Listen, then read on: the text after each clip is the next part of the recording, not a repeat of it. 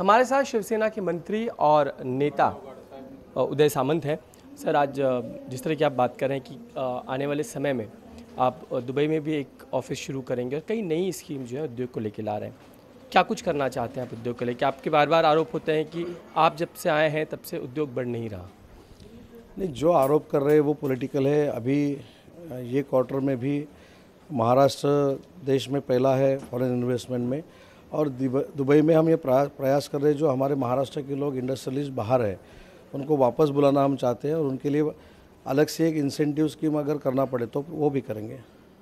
इसके अलावा हम देख रहे हैं कि मुंबई में, खासकर मुंबई के स्कूलों में प्रभु श्री राम को लेकर उनके जीवन पर निबंध स्पर्धा का आयोजन किया गया है 1 जनवरी से लेकर 15 जनवरी तक में।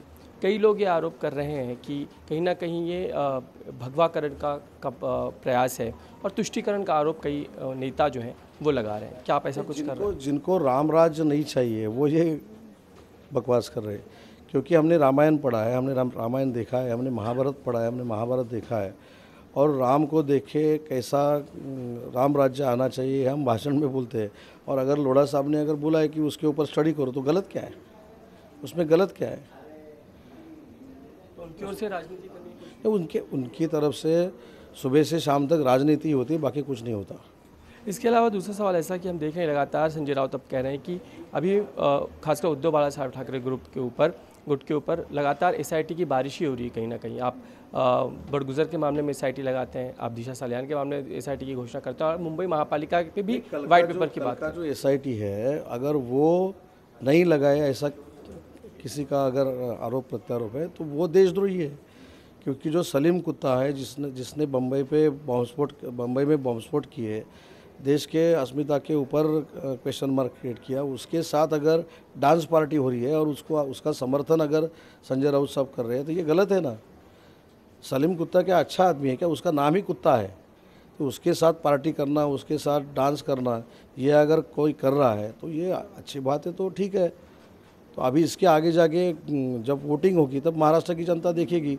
अगर जिसने बॉम्ब विस्फोट किया है उसके साथ उनका पार्टी का लीडर डांस कर रहा है और उसकी अगर एसआईटी लग गई तो वो भी गलत है। ऐसे अगर जब वो बोल रहे हैं तो ठीक है, मतदार देखेंगे क्या करना है। ये लेकिन इसमें अब ये है कि सुषमा अंधारे कहती हैं कि उसमें तो गिरीश महाजन भी थे, सीमा हिरे भी हैं, उनका भी वो नाम लेती हैं। खासकर फिर बड़गुजर खुद कहती है कि नहीं, तो पूरा मॉर्फिंग है सारा का सारा। ठीक है, वो तो तपास में आगे आ जाएगा।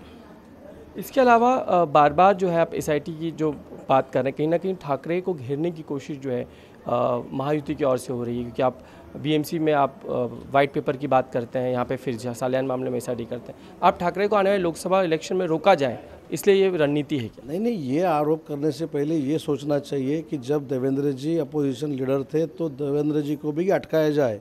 ये भी प्रयास हो रहा था ना, वो गलत प्रयास हो रहा था। ये तो सब सच्ची हो रहा है।